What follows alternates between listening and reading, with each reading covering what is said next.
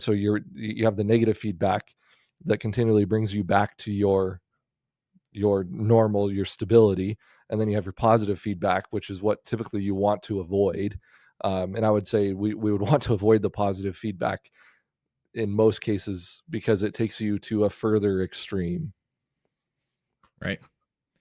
And I think the important thing is that both are necessary, is what you said. And Yeah. it's that we need to not, right? Paul talks about being pushed around by every wind and wave of doctrine, right? So we don't want to do that because why? Well, Jesus Christ is the same yesterday, today, forever.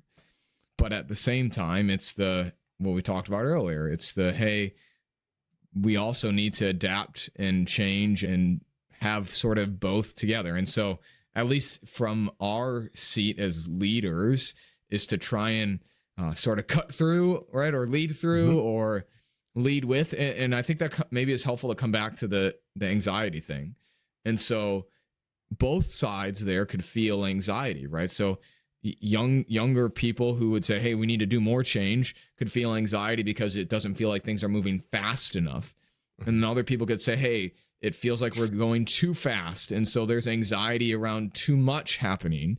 And both of those are an anxiety that needs to be dealt with compassionately while still trying not to necessarily eliminate that anxiety, but instead deal with it in a sense that's Christlike and compassionate and loving and all those sort of things. And so I appreciate how it's not a change is bad, but also not every change is, we should just change for the sake of change and change is good. And, that, well, we just need to roll over anyone, get on the bus or get off sort of thing, that's not helpful either.